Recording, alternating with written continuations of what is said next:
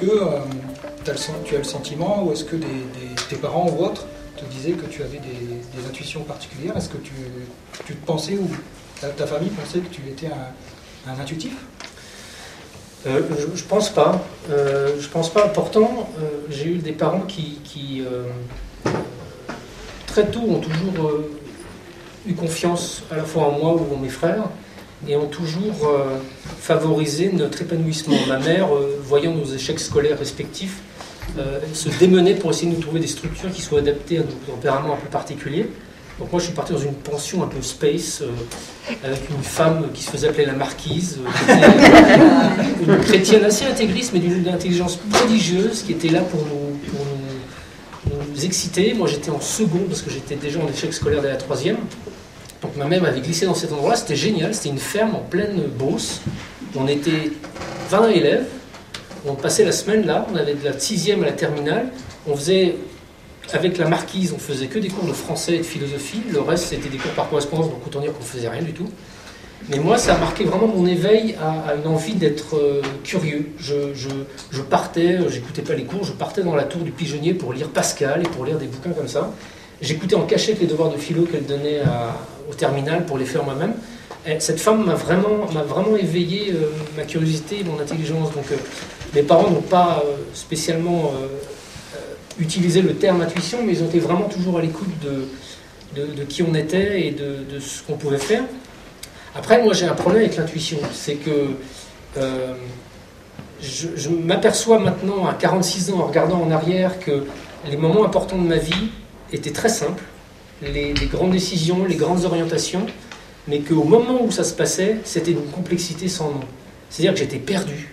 Je me souviens d'échanges que j'avais avec mon frère Thomas, je me souviens d'un échange que j'ai retrouvé où on s'était échangé des mails. Moi j'étais à Dharamsala en Inde et lui était dans le sud de l'Inde. Et mon frère me demandait, mais purée, mais comment est-ce que tu sais que quand tu fais quelque chose, t'es bon? Enfin, t'es sur la bonne voie. Et je lui répondais, je sais pas. Je sais pas. Et ma vie a été... comme je suis autodidacte, j'ai pas passé mon bac, je suis parti sur le terrain tout de suite, j'ai toujours, et puis j'étais pigiste, donc obligé de vivre en produisant mes articles, j'ai toujours été dans le doute, est-ce que je dois faire ce que je dois faire là, est-ce que je suis à la bonne place, est-ce que je me plante pas? Et j'ai un guérisseur un jour qui m'a dit un truc drôle, mais qui est pas bête du tout. Il m'a dit, tu sais, quand il y a un doute, c'est qu'il y a un doute. Et en fait, c'est pas si bête que ça. Parce que quand on commence à se poser trop de questions autour d'une situation, c'est qu'il y a quelque chose qui ne va pas. Pour en venir enfin, on va peut-être venir plus tard, mais voilà, je pense que dans l'enfance, quand moi je faisais j'aimais faire de la photo, j'aimais faire du maquillage, d'effets spéciaux, j'aimais bien faire des monstres et des sculptures de cinéma. Mes parents me laissaient faire, m'ont encouragé. Vous aurez vu ma chambre quand j'avais 16-17 ans, c'était à la fois un zoo et parce que j'avais plein d'animaux, piranhas, araignées, enfin plein de trucs. Et puis aussi, je faisais plein de trucs, des marionnettes, des trucs comme ça. Donc mes parents et ma mère surtout m'ont vraiment toujours encouragé là-dedans. Et ça, je pense que c'est moi qui suis père maintenant, je vois comment c'est difficile d'avoir confiance dans les aspirations de son enfant quand elles ne sont pas forcément ce qu'on attendait d'elle ou de lui. Et puis quand je leur ai dit, après avoir fait un mois de terminale, que finalement j'allais arrêter parce que le prof était con, et puis le prof de philo était pas con, mais on ne pouvait pas discuter, donc ça ne m'intéressait plus trop. Je leur ai dit, mais vous savez, j'arrête pas pour rien faire, j'arrête parce que j'ai envie de faire de la photo, j'ai envie de faire ça. J'avais aucune piste précise, et ils m'ont dit ok. Peut-être qu'ils auraient dû être un peu plus sévères, je sais pas, mais le fait qu'il m'ait dit ok m'a rendu plus responsable, m'a obligé à être vraiment vigilant à ce que je faisais. Et ça, c'était quand 3 ans après j'ai fait mon premier article dans Le Monde. Je crois que mon père était content et je crois qu'il m'a dit ton bac en fait c'est ça. Voilà. Tout à l'heure, il y a quelque chose qui m'a fait tilt dans ce que tu disais. Tu as parlé, la première fois que tu as prononcé le mot Afghanistan, tu as dit, on en reparle peut-être après, ce que tu dis, intuition, il y a quelque chose avec l'Afghanistan. C'est quoi ce quelque chose? Je sais pas, c'est une terre très surnaturelle en fait. Il y a... Je sais pas comment dire ça,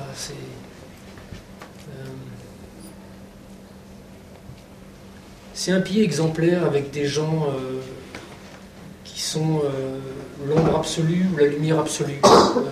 Je me souviens d'une séquence qui m'avait profondément marqué, c'était en 88. On était entré clandestinement, on était déjà dans le maquis depuis des semaines, voire 2 mois, et avec un petit groupe de combattants, on était entré clandestinement dans Kaboul, qui était occupé par les soviétiques à l'époque. Je ne me rendais absolument pas compte des dangers qu'on courait. Donc on était passé, on avait marché 20 heures pour partir de notre camp, et pour marcher à travers la montagne jusque dans les faubourgs de Kaboul et entrer dans Kaboul. On était resté planqué dans la ville chez des combattants pendant 2 jours. Et on, c'est un autre journaliste français qui m'avait rejoint, et moi, et puis quelques moudjahidines. Et puis une nuit, on était ressortis. Et on avait marché beaucoup. Et on s'était arrêté dès qu'on avait passé le premier cercle des montagnes autour de Kaboul. Donc on avait marché quand même pas mal d'heures. Il était au milieu de matinée. On était crevés, mais au-delà de crever, quoi. Quand vous êtes tellement fatigué que d'un coup il y a quelque chose qui s'enclenche, c'est une réserve supplémentaire que vous ne soupçonniez pas. Et hop, ça repart. Je suis revenu, j'étais comme ça de là-bas. Et là, on était assis avec juste 2 guides. Il était uniquement armé d'un pistolet parce qu'on sortait de Kaboul, donc on n'avait pas d'armes, pas de soldats avec nous, on était 4. Et là, il y a un groupe de combattants qui descend, et des combattants patibulaires, mais pas cool du tout. Et moi, j'étais tout seul. Mon copain français, Gilles, était à côté de moi, et les 2 guides, les 2 combattants étaient partis prier juste derrière. Et puis un des combattants me regarde, mais avec un regard vraiment pas gentil, et puis il me demande en pachtou ou en persan, je sais plus, qui on est. Et c'était une époque où les têtes de journalistes occidentaux étaient mises à prix par le régime soviétique, et puis il y en avait certains, français ou américains, qui étaient pas trop bien vus, par certains groupes de résistants, et notamment un des groupes qui était qui fait partie des mouvements talibans aujourd'hui.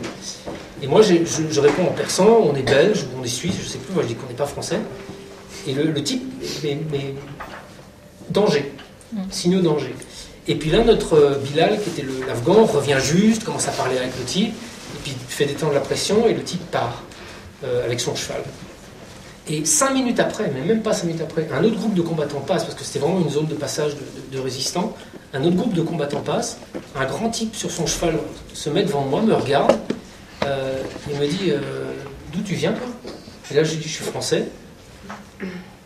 Il prend quelque chose dans sa veste, il sort 2 œufs, il me demande d'approcher, il me donne les œufs. Et puis sans un mot, il faut pas.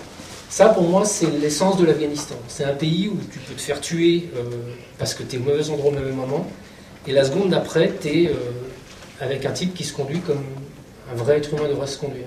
C'est un pays où je me suis jamais senti je me suis senti ici beaucoup en danger souvent, mais toujours en sécurité quand j'étais avec des gens. Il y a un code d'honneur chez les Pashtuns, notamment qui s'appelle le Pashtun Wali, qui consiste à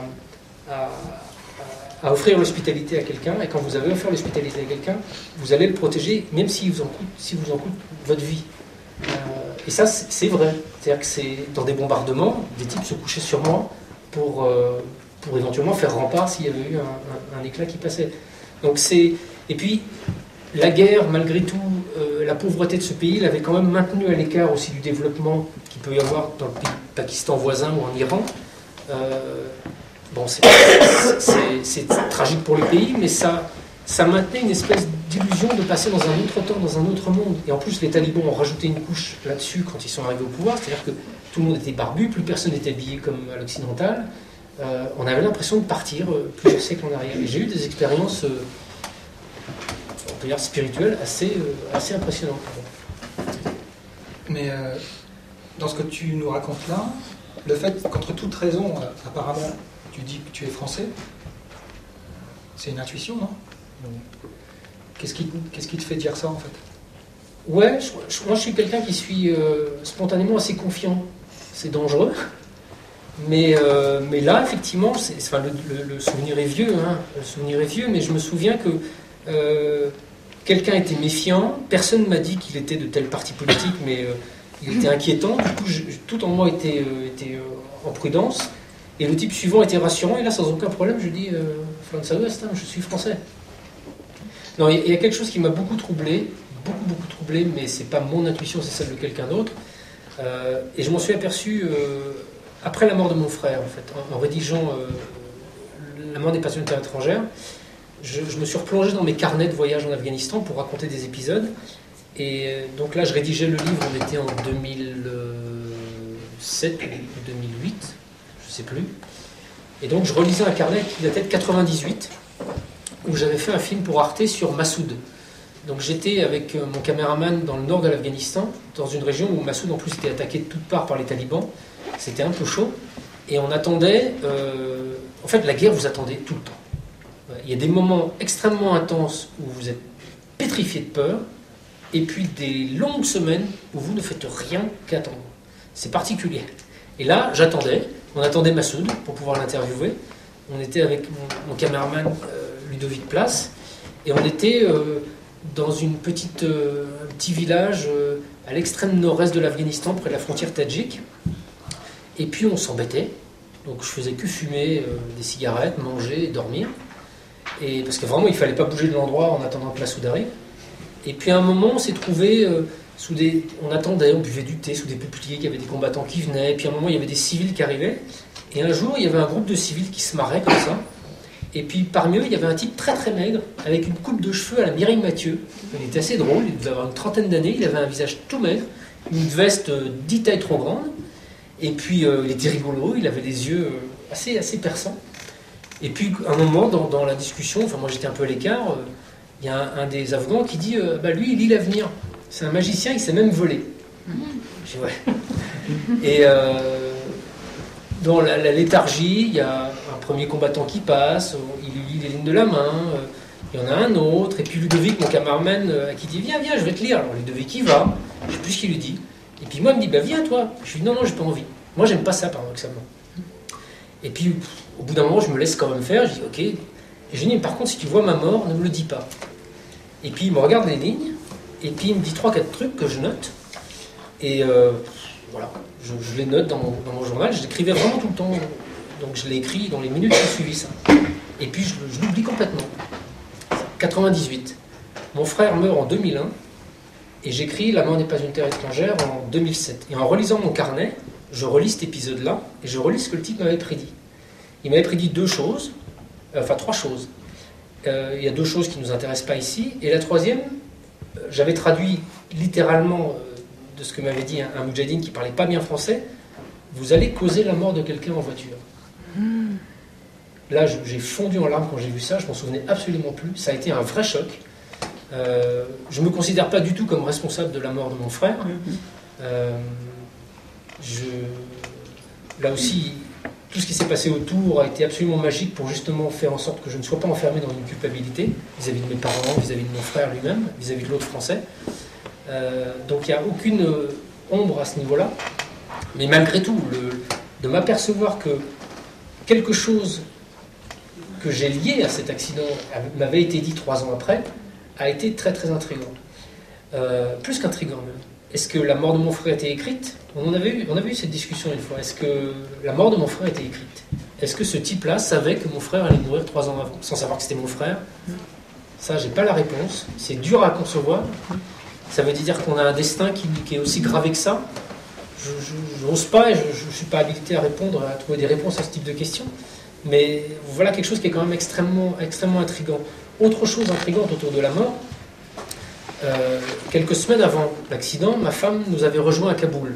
Ma femme est réalisatrice et dans la folie qui avait suivi la destruction des Bouddhas, de Bamiyan et cette crise avec les talibans ultime, on avait arrêté la mission, mais on restait à Kaboul et on avait parlé avec ma femme et d'autres personnes d'essayer de faire un film et de profiter de notre grande capacité à nous déplacer en Afghanistan pour faire un film. Donc du coup, Natacha nous avait rejoints. Et Natacha est petite fille de guérisseur. Elle est assez sensible, ma femme. Et là, en Afghanistan, c'est comme si toute sa sensibilité avait été allumée. Mais vraiment allumée.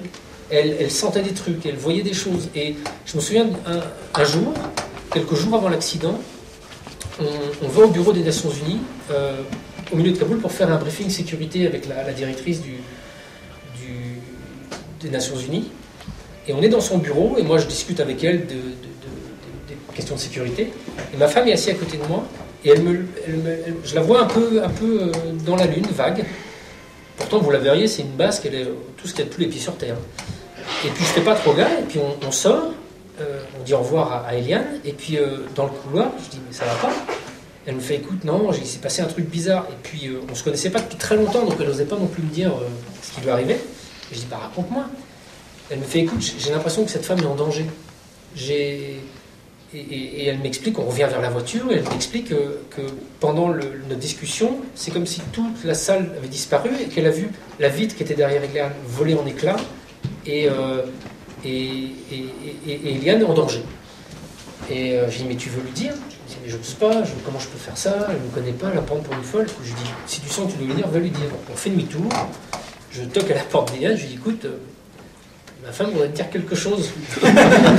Et je les laisse. Et puis Eliane a senti qu'elle n'avait pas affaire à quelqu'un d'un peu farfelu. Elle avait un long voyage dans le nord de l'Afghanistan qu'elle a annulé dans les jours qui ont suivi. Et là-dessus, je reprends Natacha, je prends ma bagnole et on revient à la maison. Et je sens que Natacha est toujours dans cette espèce d'état. Et là, on arrive à la maison et on monte les escaliers de la maison et elle me dit, je veux voir Vadim. Vadim, c'était le logisticien qui va mourir quelques jours plus tard dans la voiture. Et elle m'a dit après ce qu'elle lui avait dit, mais elle était en état de transe. Elle lui a dit, arrête d'acheter. Et Vadim était un passionné de musique. À l'époque, les talibans n'aimaient pas trop la musique. Donc Vadim rachetait des énormes instruments de musique afghans. Donc il avait 3 énormes trucs. Et c'est comme si Natacha avait d'une certaine manière pressenti aussi quelque chose par rapport à Vadim. Enfin, c'était très très curieux ça. Et elle s'en est voulu de n'avoir rien à dire à Thomas, par exemple. Le soir, la veille de l'accident, on est dans le salon tous les deux, il y a un feu dans la cheminée, et là, rebelote, elle a une espèce d'absence, et elle voit dans le feu des visages, et une espèce de longue traînée de sang. Mon frère a été blessé à la tête, il y a une énorme traînée de sang là où il a été blessé, enfin tué. Donc voilà, tout ça, et puis cette intuition avec ce petit bonhomme 3 ans avant, m'ont laissé une interrogation assez particulière autour de ça. Est-ce qu'il y a des grandes choses dans la vie qui sont là, prédestinées d'une certaine manière, et quoi qu'on fasse, elles arriveront. Je n'ai jamais pris d'assurance de ma vie. La seule fois où je prends une assurance pour moi et mon équipe, c'est sur ce voyage-là. 2 jours avant l'accident, la situation était devenue extrêmement compliquée en Afghanistan et puis dans la mission, parce qu'on n'allait plus faire ce pourquoi on était rassemblés. Donc moi qui ne suis pas un bon gestionnaire d'équipe, enfin j'ai fait quelques progrès depuis, mais je convoque tout le monde dans le bureau pour dire, ben voilà la situation, il n'y a pas d'argent, je ne sais pas où on va, je ne sais pas ce qu'on va faire. Ceux qui veulent rester, il n'y aura pas un sou, mais restez, on va s'amuser. Ceux qui veulent partir, partez. Elle fait ça la veille de l'accident. La veille. Et chacun, en conscience, a dit je reste. Vadim, ce jeune garçon qui avait 25 ans, Thomas, mon frère, et Simon a dit ben moi je rentre. Et quand son frère est mort, Simon il était en stand-by à Dubaï. S'il avait été avec nous, il serait dans la même voiture aussi. Il serait mort. Donc voilà, il y a eu beaucoup de remue-ménage. J'ai fait ce livre qui m'a permis de tourner la page. J'en ai écrit un autre. Et puis c'est passé pas mal de temps jusqu'à ce que tout d'un coup, autre intuition, si on peut dire. Oui, en plus c'est vraiment venu comme ça. Oui. Je me suis dit, je vais changer complètement de terrain. Voilà, j'étais à un âge où j'avais 33 ou 34 ans. J'aurais pu m'installer dans cette posture du spécialiste. En plus, c'était donc mon frère est mort en avril 2001. Le 11 septembre 2001, 6 mois après. On sait l'histoire que vous connaissez. Donc j'aurais pu vraiment m'installer dans une position confortable de journaliste spécialiste de l'Afghanistan. J'étais parmi ceux qui avaient la meilleure expertise du coin. Et puis en fait, je ne suis pas du tout allé là. J'ai vraiment tourné la page avec ce pays, sans amertume, pour me tourner vers quelque chose qui commençait à m'appeler de façon un peu mal formulée, qui était la conscience, la mort. Est-ce que mon frère est quelque part? Et est-ce qu'en restant les 2 pieds sur terre, rationnel, je peux poser cette question et je peux obtenir des réponses ou des pistes de réponses? Et en fait, voilà, depuis ce moment-là, je suis engagé là-dedans. Ça a donné un premier livre, un deuxième livre autour de plus spécifiquement de la question de mon frère et de la vie après la mort. Et puis, l'intuition de l'INRES est arrivée. Tu as dit un jour que le fait de créer l'INRES, c'était une de tes plus grandes intuitions. Ça s'est passé comment? Qu'est-ce que... Grande, je sais pas. Non, c'est très étonnant ça. Un des moments qui a été aussi un des moments pour moi crucial dans mon travail de journaliste, c'est ma rencontre avec un psychiatre américain qui s'appelait John Mack. John Mack était fondateur du département de psychiatrie de l'université de médecine de Harvard. C'était un psychiatre, quand je l'ai rencontré, il avait près de 70 ans. Un type impressionnant comme on en rencontre rarement dans sa vie. John avait été orphelin très tôt. Je crois que sa mère était morte quand il avait 2 ans. Donc c'est quelqu'un qui, à mon avis, est devenu psychiatre aussi pour chercher pas mal de réponses à ses questionnements intérieurs. Donc c'était quelqu'un de très ouvert, très ouvert et extrêmement brillant. Il avait fait une biographie notamment de Lawrence d'Arabie qui a eu un prix Pulitzer. Enfin, c'était quelqu'un qui avait une certaine stature aux États-Unis. Et au début des années 90, il faisait un stage de respiration holotropique avec Stan Grof. Vous connaissez Stan Grof? Oui. Okay. Et pendant le stage, il y a une psychologue qui travaille avec Grof qui dit à John Mack, vous avez entendu parler des abductions? C'est quoi? Vous savez, ces gens qui sont enlevés par des extraterrestres. Et là, John Mack dit, vous êtes gentil, mais là, je ne vais pas là-dessus. Et puis la fille dit, si, c'est intéressant, vous devriez vous y intéresser, j'ai plusieurs patients qui ont vécu ça. Puis John, comme la plupart d'entre nous, dit, ouais, bon, peut-être. Mais... Et en fait, les circonstances de la vie vont représenter ce phénomène des abductions devant lui, et comme c'est quelqu'un d'intelligent, de curieux, il s'est dit mais j'ai aucun risque à prendre, je vais m'intéresser à ça. Et on lui parle d'un autre chercheur qui s'appelle Bud Hopkins, qui est un peintre new-yorkais qui s'était spécialisé dans la recherche sur ce sujet. Il rencontre Bud Hopkins à New York, et Bud Hopkins, plutôt que de lui faire un grand discours, lui dit écoutez, lisez, et il lui passe une pile de lettres de gens disant vivre ce type d'expérience. Et là, ça a été le début. C'est-à-dire que John Mack a commencé à lire une lettre, 2 lettres, 10 lettres, et puis il a rencontré une de ces personnes, il a rencontré 2, 10, et il s'est aperçu que devant ce phénomène qui est un des phénomènes les plus absurdes et les plus n'importe quoi qu'on puisse imaginer, des gens enlevés par des extraterrestres, il n'était pas capable d'identifier aucune des raisons rationnelles qui auraient pu expliquer cette expérience-là. Bon, déjà, le mensonge, le délire, la mytho, enfin, tous ces trucs-là, bon, ça, il s'est identifié assez rapidement. Mais si on va plus sérieusement dans la tentative de compréhension de ces expériences-là, il n'y avait pas de psychopathologie, il n'y avait pas de confusion avec des rêves. Enfin, les récits que faisaient ces gens-là étaient construits, structurés. Donc, pour ceux que ça intéresse, je vous invite à découvrir son bouquin que j'ai lu public, qui s'appelle Dossier extraterrestre ou Enquête sur les enlèvements extraterrestres. Je crois que c'est chez J'ai lu, un gros bouquin de John Mack, qui est extraordinaire. Et donc, il a travaillé avec plus d'une centaine de personnes, et il a écrit un bouquin qui s'appelait Abduction, qui a été donc traduit en français par ce titre-là. Et alors, comment je... Ah oui, alors, excuse-moi, je vais être long, là. Et donc, première intuition avant l'INRES, quand je décide de changer de vie, ça, c'était aussi étonnant, ça. J'étais en train de travailler sur un projet de documentaire pour France 2, parce que je venais de faire un documentaire sur le trafic de drogue en Asie centrale. Je travaillais sur un projet de documentaire sur ce jeune Américain qui avait été capturé avec les talibans, parce qu'il combattait à leur côté. Il avait été arrêté, emmené aux États-Unis, condamné. Je ne sais pas si vous vous souvenez, vous étiez tous trop jeunes en fait. Et ce type-là me fascinait. Il avait 16 ou 17 ans, il était en train de se battre avec les talibans. Je me dis, voilà un personnage de film extra. Donc je commençais à faire un documentaire en me disant, je vais le proposer à France 2. Et puis je me rappelle précisément ce jour-là, j'étais devant mon ordi en train de rédiger mon synopsis, et je me dis, mais non, c'est fini ça, arrête. Et j'ai arrêté, et je me dis, je travaille plus sur ce sujet-là. Et j'avais commencé déjà à lire 2-3 bouquins sur la physique quantique, sur ces changements scientifiques qui étaient en train d'être en place. Et je me dis, mais à France 2, parce que je devais leur poser quelque chose, je vais leur poser quelque chose sur l'origine de la vie dans l'univers, et puis le changement de paradigme qu'on est en train de vivre, la physique quantique. Voilà, ça questionne. Donc, j'y connaissais rien, je commençais à lire des bouquins. Puis je me dis, je vais passer à travers le filtre de l'apparition de la vie dans l'univers. Donc, je commence à lire des livres là-dessus. Puis je me dis, incidemment, je vais... pour lire 2-3 trucs sur les ovnis, comme ça c'est réglé, c'est des bêtises ces trucs-là. Mais vraiment, j'y connaissais rien.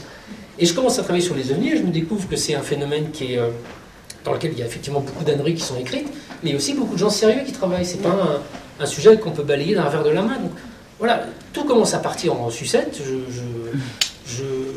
2 semaines, je passe à des mois d'enquête, et puis je fais un vrai travail de découverte.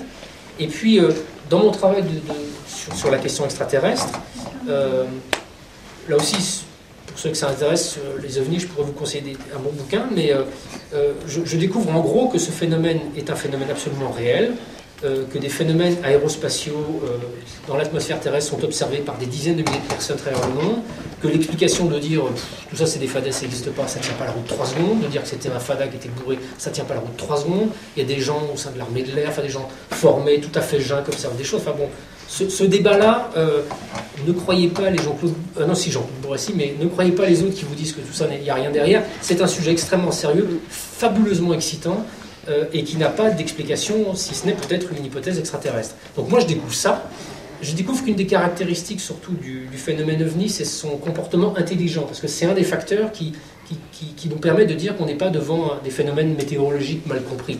Quand vous êtes à un avion et qu'il y a un truc que vous voyez, vous allez sur lui, et puis que ce truc fout le camp parce que vous êtes dessus, et puis revient vous observer par derrière, c'est pas un météorite, ça.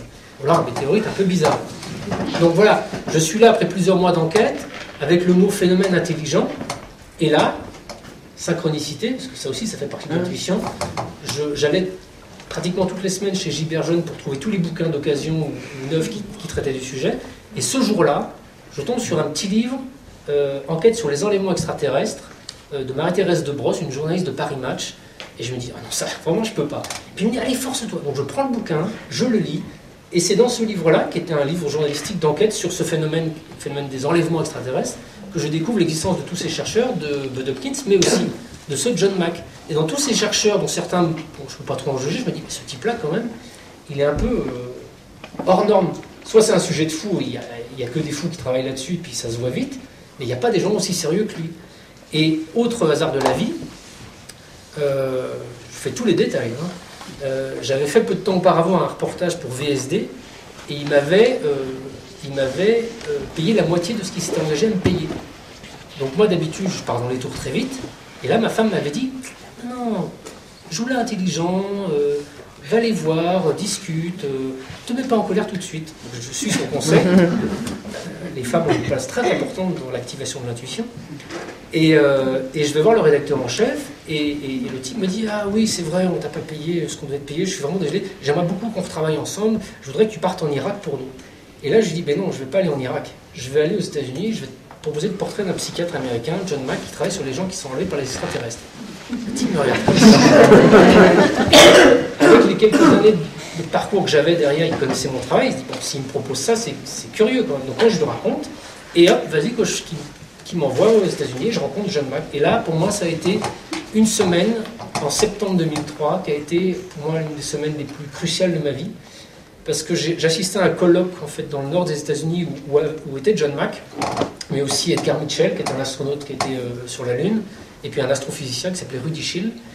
Et ça a été pour moi un week-end magique. Je suis arrivé le vendredi soir, il y avait 20 personnes qui participaient au colloque, j'étais la personne qui venait le plus loin. Donc John Mack était un peu intrigué, donc on a pu avoir un contact assez amical. Et puis moi j'étais mais comme ça. Je suis pas un bon journaliste en fait, parce que quand un sujet me stimule comme ça, j'ai plus de questions. Et on discute beaucoup avec John. Et puis arrive le dimanche soir, il me dit vous voulez revenir avec moi à Boston? J'ai dit allez youpi. Donc on redescend ensemble à Boston. Et puis en arrivant un peu avant à Boston, il me dit vous dormez où? Je dis je sais pas. Venez à la maison, j'ai une grande maison. Donc j'arrive chez lui, et puis il est 18h dimanche soir à Boston, et puis il dit si vous voulez, on va au dîner au restaurant, c'est l'anniversaire d'une jeune fille qui habite chez moi aussi. Et dimanche soir, je me retrouve au restaurant avec John Mack à ma droite, Karine à ma gauche, une jeune fille de mon âge, dont je vais découvrir pendant le repas qu'elle est enlevée par les extraterrestres, et une anthropologue de mon côté. Et là, je ne peux plus m'échapper. C'est-à-dire, j'ai un psy dont je connais le travail sur un sujet sur lequel je travaille maintenant depuis 6 mois, donc je sais que c'est sérieux, je sais qu'il n'est pas fou, je sais que son expertise est vraiment extrêmement solide, et j'ai une jeune fille à côté de moi qui est normale en tout point, et qui, après le dîner, on va rester jusqu'à 3h du matin chez John, elle va me raconter sa vie, j'ai les yeux comme ça, et là ma vie change. Non pas parce que tout d'un coup je réalise que les extraterrestres sont là, qu'ils enlèvent les gens, ça je ne sais pas toujours comment ça se passe, mais en revanche je suis face à quelqu'un qui me parle de quelque chose qui lui est réellement arrivé. Elle n'invente pas, elle n'est pas mythomane, elle n'est pas folle. Et là, et depuis ce jour de septembre 2003, je vis dans cet espace, avec parfois des choses un peu plus assurées, parfois des choses un peu moins assurées, mais dans cet espace où je sais que ces choses-là sont possibles. Et je vais passer encore une semaine chez John, à rencontrer d'autres expérienceurs, à reparler avec lui, à le questionner avec mes questions idiotes, mais c'est réel comment? Et puis je rentre en France et je me rappellerai toujours, j'avais le nez collé hublot pendant tout le vol, je regardais le ciel, je me dis purée. Ça a été pour moi quelque chose de fracassant. Fracassant, encore une fois, je tiens à le dire, pas dans une révélation qu'on ne serait pas seul, je ne sais quoi, mais plus fracassant dans l'idée, il y a plein de questions qui peuvent se poser qui ne sont pas interdites. Pour autant qu'on utilise les outils, qui soient des outils de notre intelligence, on peut se poser toutes les questions. Et ça, pour un journaliste, c'est cadeau bonus, quoi. Et donc ça, c'était en 2003. Donc j'ai fait un livre l'année suivante sur, non pas l'année suivante, l'année d'après, sur John Mack, Extraterrestre l'enquête, qui est en poche, il en reste un là, où je raconte un petit peu le travail de John et mes rencontres avec les différents expérienceurs. Et à peine terminé ce livre, je dis mais voilà, si on peut se poser toutes les questions, la question de la mort aussi, on peut se la poser. Donc j'ai immédiatement proposé à mon éditeur, ok, la mort maintenant. Mon frère, je veux savoir où il est. Et c'est comme ça que j'ai commencé cette enquête.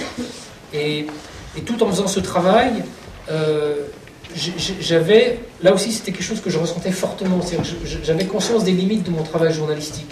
Parce qu'un journaliste, il ne peut pas se spécialiser toute sa vie sur exactement le même sujet, il faut varier de temps en temps, même si on peut rester dans une même gamme de thématiques. Donc j'avais pas envie de m'arrêter de travailler sur ces sujets, j'avais envie de continuer, j'avais envie que ça dépasse le travail solitaire que je faisais tout seul en faisant 3 papiers. Donc j'avais envie, je me souviens même l'avoir dit, enfin on m'a rappelé que je l'avais dit avant, mais je ne me souvenais plus, à 2-3 émissions de radio, je disais j'ai envie de rassembler des psychiatres autour de cette question-là. Et puis l'occasion est venue en fait quand j'ai fait un portrait de dans Paris Match de John Mack en 2007, au printemps 2007. Je voulais qu'à la fin de l'article, il puisse y avoir un numéro de téléphone ou quelque chose pour que les gens qui peut-être vivent ces expériences-là en France puissent avoir autre chose que des gens qui rigolent. Et j'en ai parlé à quelques psys que je connaissais. Et visiblement, il n'y avait rien. Enfin, j'ignorais qu'il y avait au sein de l'IMI SOS Psy, qui était un service de psy qui se dédiait à ça. Donc j'ai dit, allez, j'ai pris mon beau-frère qui était médecin, je lui ai dit, on crée l'INRES. Et enfin, ça ne faisait pas l'INRES, on crée un truc. Donc, on a déposé les statuts d'une association en juillet, et puis l'INRES est né comme ça, le nom est venu aussi comme ça. Il fallait 2 œufs pour que le nom soit disponible sur Internet, donc j'ai rajouté 2 œufs, et puis voilà, ça s'est très rapidement fait.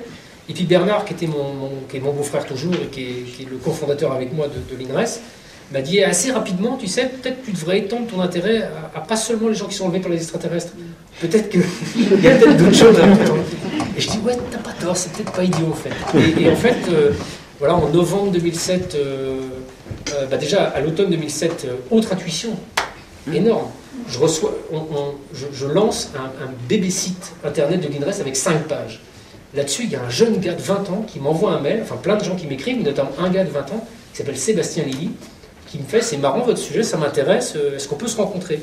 Et moi, j'étais pris dans mon truc, je rencontrais personne, et puis lui, je lui dis, tiens, je le rencontre. Et on se rencontre dans un café d'Enfer, et Sébastien, c'est aujourd'hui le président de l'INRES. Je lui ai confié le bébé, on est ensemble depuis le démarrage, et c'est, voilà une histoire assez extraordinaire.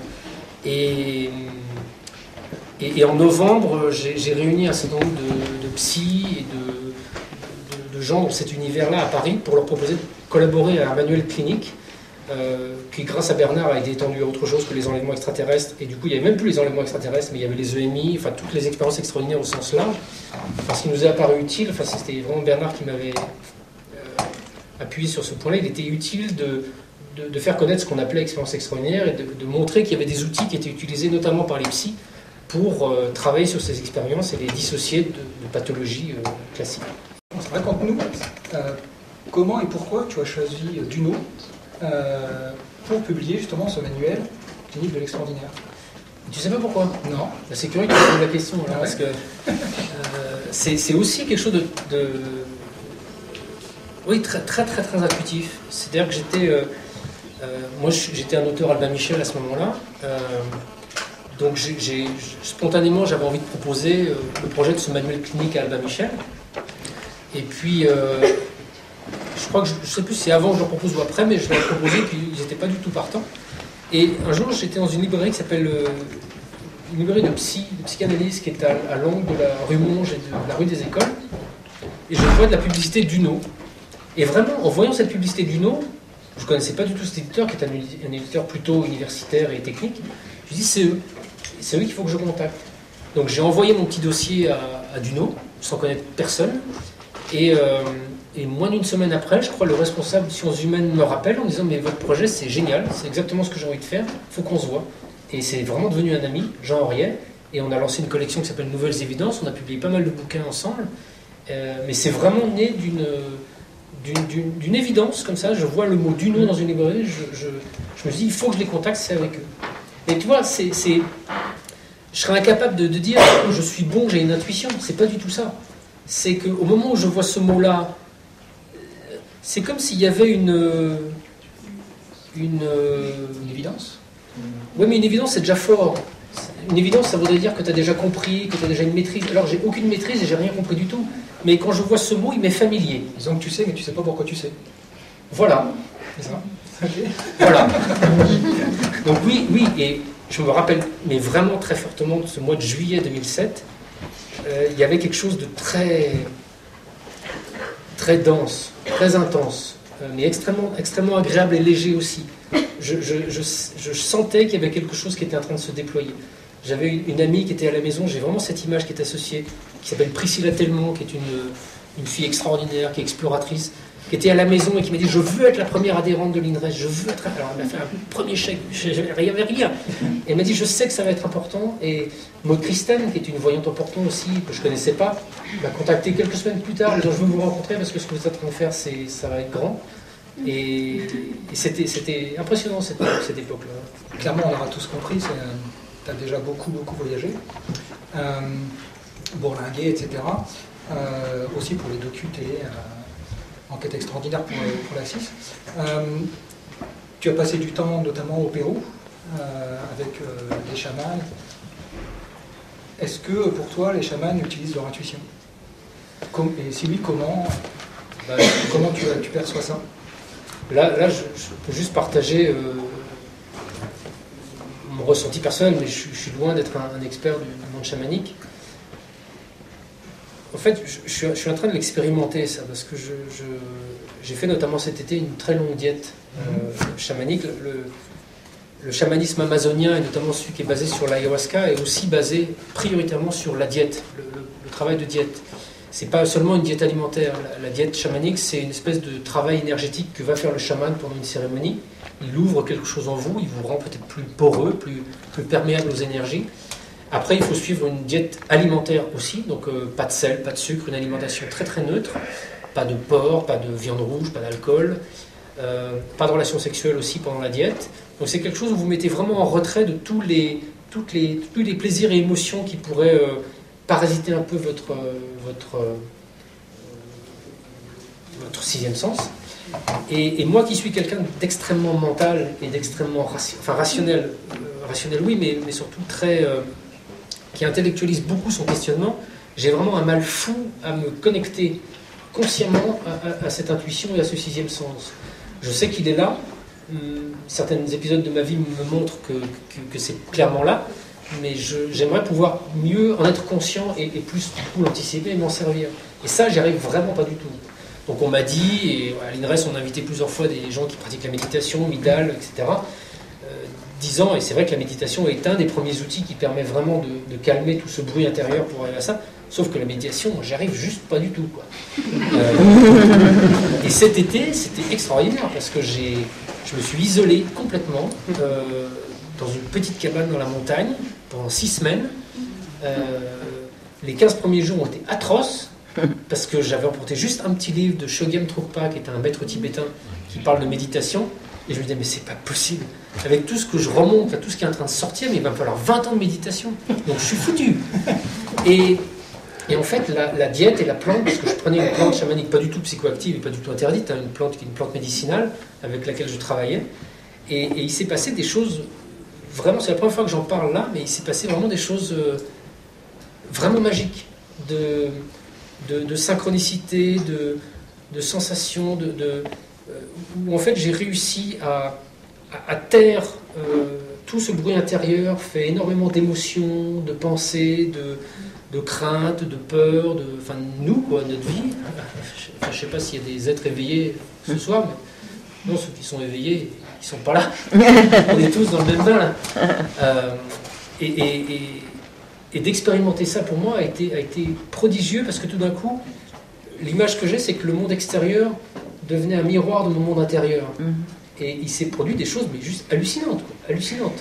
Un matin où tout d'un coup, mes pulsions et mes pensées, qui avaient l'air d'être une prison insupportable, il se passe quelque chose dans la nuit, ça fait 15 jours que je suis en isolation, et tout d'un coup, le lendemain matin, je me réveille, j'ai l'impression qu'un cap est passé, j'ouvre la porte, et une mue de serpent juste devant ma porte. juste devant ma porte. J'avais une veille où je pouvais parler à ma femme tous les jours pendant 1 heure. On se parle ce jour-là. Elle me dit la mère de ta fille a téléphoné, elle voulait te contacter, je lui dis de te foutre la paix, que tu étais en train de muer. C'est drôle. Et le serpent, je ne l'ai pas vu, je l'ai juste vu le dernier jour. Devant ma porte, je sors pour aller dire au revoir à un voisin, je sors, le serpent est devant, il me regarde, il ne bouge pas. Il ne bouge pas. Alors je vais prendre en photo, je lui tiens la queue pour qu'il ne bouge pas, et puis au bout d'un moment ça l'énerve pour qu'il s'en va, mais c'est... Et donc, pour moi, le chamanisme amazonien, quand je l'ai fait au Pérou, a été enfin, clairement, c'est de l'ingestion de l'ayahuasca, hein, donc une substance psychoactive extrêmement violente. Ça a été très très très violent, très effrayant, très dur. L'ayahuasca, c'est quelque chose qu'il ne faut vraiment pas faire à la légère, qu'il faut faire dans un cadre traditionnel ou thérapeutique vraiment bien encadré. Vous pouvez devenir vraiment fou avec ça. Vaut mieux y aller quand ça va bien. Quand ça va pas, faut pas aller chercher avec l'ayahuasca parce que ça va aller encore pire. Donc, vaut mieux faire une psychothérapie avant d'aller prendre de l'ayahuasca. On a publié dans Inexploré des articles pour ceux que ça intéresse, notamment un truc de Jérémy Narbis. Enfin, c'est quelque chose qui peut être très intéressant, mais qui est aussi très très dangereux et qui est accessoirement interdit en France parce que c'est classé en catégorie 1. C'est une substance qui est similaire à l'héroïne ou la cocaïne, enfin dans la législation, donc formellement interdite. Donc, effectivement, moi, ce cadre-là, je l'utilise et je travaille qu'au Pérou. Mais le chamanisme, en fait, que ce soit à l'ayahuasca ou plus cool au tambour, c'est une autre technique qui vous aide, en fait, à ne rien demander à personne, qui vous reconnecte avec vous-même. J'ai un ami chaman suisse à qui je m'ouvrais cet été, justement, de mes craintes de faire certaines pratiques seules. Il m'a dit, mais si tu les fais avec un chaman, tu vas te prendre la merde du chaman. Donc fais-les tout seul, tu risques rien. Et en fait, ce qu'il voulait dire, pardonnez-moi d'être grossier, ce qu'il voulait dire, c'est que l'essence du chamanisme, c'est justement cette connexion avec ces animaux totems, avec ces forces intérieures, avec quelqu'un en vous qui sait plus, qui sait mieux. Moi, ça, je crois profondément à ce genre de choses maintenant. La difficulté, c'est qu'il faut arriver à se connecter à ce bonhomme. Et que parfois, on croit se connecter à lui, alors qu'on se connecte au contraire à celui qui veut juste s'amuser, à celui qui veut juste profiter de la vie, et à celui qui est l'opposé exact de ce grand maître intérieur qu'on a tous. Donc c'est ça, je crois, la difficulté, c'est sur quoi moi j'essaie à titre personnel de travailler. Et le chamanisme, à titre personnel, est quelque chose qui me parle, parce que j'aime pas que quelqu'un s'intronise patron de ma vie. C'est pas à quelqu'un d'autre de me dire si je suis sur le bon chemin ou si je fais bien les pratiques ou pas. Je demande conseil, hein, je suis pas une tête brûlée qui fait tout seul, au contraire, j'interroge beaucoup de mon entourage, mais au final, la personne qui va mourir, c'est moi tout seul. Quand je vais mourir, je vais être tout seul. Il n'y aura personne qui sera là. Il y aura peut-être ma femme qui sera encore en vie, qui me dira qu'elle m'aime juste avant, puis hop, ça va s'éteindre, je vais basculer de l'autre côté, et là, si je ne suis pas prêt à me débrouiller tout seul, ça va être raide. Donc voilà, je considère que le travail que je fais avec le chamanisme, et puis au-delà de ça, toute la curiosité et tout ce qui m'habite au quotidien dans ma vie, c'est une préparation à ce moment-là. Tu es allé à l'Institut Monroe, oui. où tu as fait une expérience contrôlée, et je crois que l'objectif c'était un ballon de basket, si je me souviens bien. Ouais. Tu peux raconter ça? Parce que dans le docu, tu m'avais dit qu'il n'y avait pas tout, en fait. Ouais, on n'avait pas tout mis. Ouais, non, c'était assez rigolo. C'était, en fait, on allait à l'Institut Monroe pour sortir de Montgort. Enfin, moi, sortir de Montgort, pareil. En fait, on a utilisé une technique que tu connais et que tu utilises aussi peut-être, et qui a été développée notamment par un ancien instructeur de l'armée américaine qui avait développé ça pour ses propres voyants. En fait, j'étais placé dans une espèce de caisse d'isolation sur un matelas d'eau assez chaud, avec des écouteurs qui me balançaient une musique désynchronisée. Et une fois que j'étais vraiment bien détendu, le type qui me parlait, qui était le Skip Atwater, le moniteur, me parle d'une voix très très douce et commence à essayer de me faire remplir une mission, en fait. Et il me dit que je n'avais pas préparé, moi je lui avais dit avant de rentrer dans la boîte, essayez de me faire aller dans le salon de chez moi parce que ma femme a déposé un objet qu'on a codé entre nous sur la table du salon. Il m'a dit oui, on verra. Et puis une fois que je suis dans la boîte, il me dit vous vous rappelez où vous avez fait l'interview du directeur de l'Institut ce matin? Enfin, il me dit ça d'une voix très, très, très calme pour pas casser ma ma détente. Et puis oui, on avait interrogé ce gars-là devant une rambarde dans un autre bâtiment. Je dis oui. Bon, vous voyez la rambarde contre laquelle vous étiez accoudé? Oui. On a posé un objet, je ne sais plus comment il le formule, mais il dit on a posé un objet dessus. Et du coup, là, moi, j'ai la sensation de rouge, de quelque chose de rond.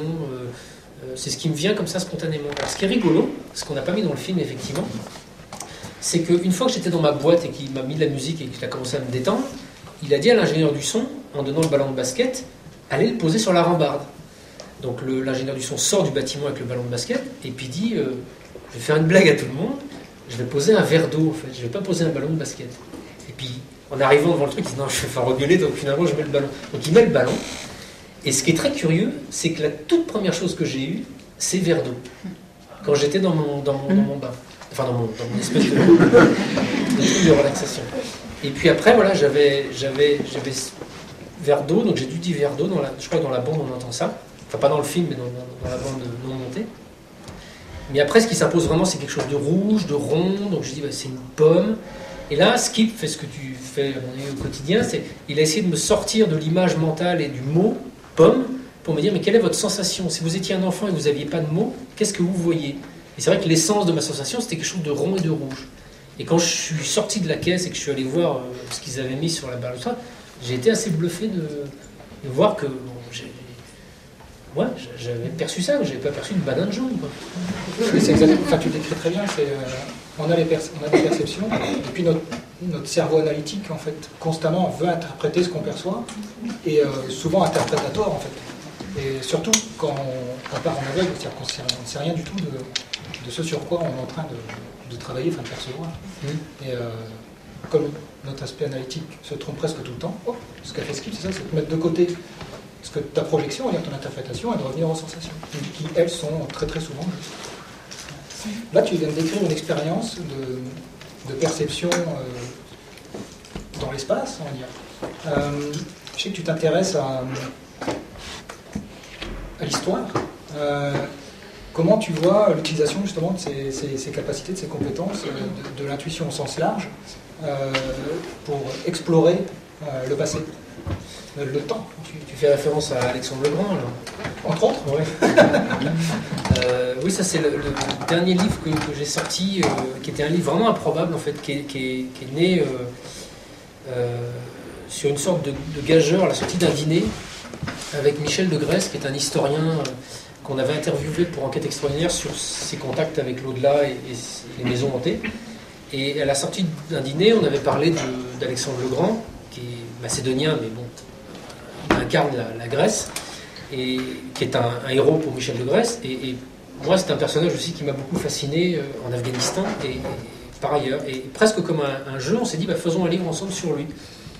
Et l'idée de ce projet est venu comme ça. Et lui, ce qu'il avait, c'est qu'il avait, dans son adolescence, enfin début d'âge adulte, il avait rencontré une espèce d'historien un peu fou, un de ces personnages des années 50, un peu mystérieux, médium, avec qui ils avaient discuté longuement d'Alexandre, et ce type-là, dans une espèce de canalisation, avait recueilli plein d'informations sur la vie d'Alexandre. Alors la vie d'Alexandre le Grand, les grands axes sont plus ou moins connus, mais on ne connaît pas son caractère, on ne connaît pas sa psychologie, on ne connaît pas plein de détails, il y a plein de grandes questions de l'histoire qu'on ignore, et cet historien anglais médium avait plus ou moins répondu à certaines. Donc avec Michel de Grèce, on a essayé de réexaminer en fait ces notes-là en les soumettant à d'autres médiums, et d'ailleurs j'avais fait appel à tes services pour une des parties. L'idée, c'était pas tellement d'avoir plus d'informations, c'était de vérifier si plusieurs sources disaient à peu près les mêmes choses. Et c'est ça qui a été troublant, c'est qu'en faisant ce travail avec différents sensitifs, on arrivait à des choses assez cohérentes en fait, qui sur la psychologie. Et le livre consiste pas à raconter à nouveau l'histoire d'Alexandre avec ses conquêtes, etc., mais plus s'adresser à un personnage, le portrait d'un personnage avec en plus tout son intérêt pour le culte et la magie. Sa mère était une magicienne, enfin une sorcière, une terrible.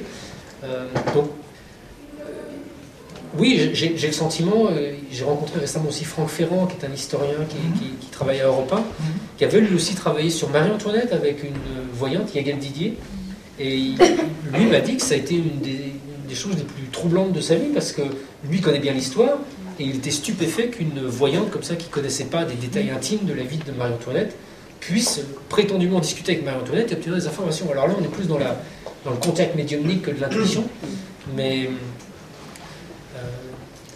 il me semble évident que quand tu vas voir un voyant qui est capable de te dire « Oh, vous êtes cassé le genou il y a 10 ans », quand tu vois que des personnes sont capables et sont parfois même extrêmement douées pour obtenir des informations qui existent quelque part, mais qui sont manifestement pas dans notre tête ou qui n'ont pas été verbalisées, on peut avoir accès à des informations du futur, des informations du passé. Ça, j'imagine qu'il n'y a pas de limite. Donc c'est fascinant, ça.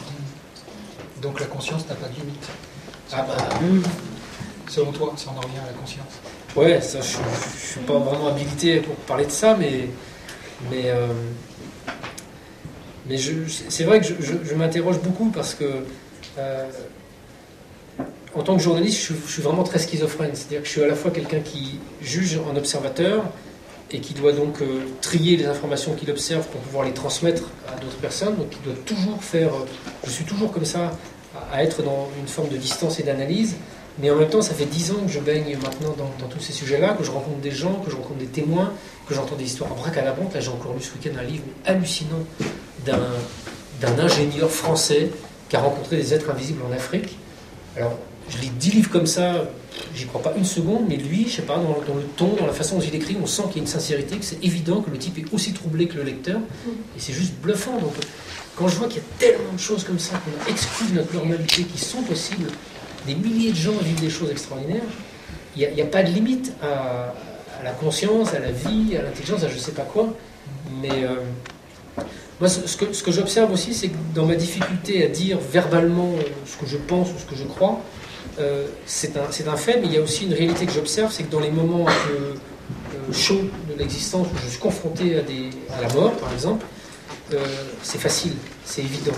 Il y a quelque chose de très simple qui se met en place. J'ai perdu ma belle-sœur qui a été dans le coma pendant plus d'1 an, la petite sœur de ma femme, qui a eu une rupture d'anévrisme. Dans les derniers jours, ça a été... je sais où elle va. Enfin, je sais pas mentalement où elle va, mais je sens où elle va. Il n'y a pas de peine. Je suis capable de le dire à sa mère, je suis capable de le faire partager autour. C'est profondément apaisant. C'est ça qui est troublant pour moi, qui suis quelqu'un, un homme de parole et de mots, c'est que je trouve l'apaisement dans des espaces où il n'y a plus de mots. J'ai l'impression de devenir un peu Jean-Claude Van Damme. On va laisser les personnes poser des questions. Ouais. Okay. Voilà. Voilà, à votre tour, qui a une question, etc. Alors je me permettrai...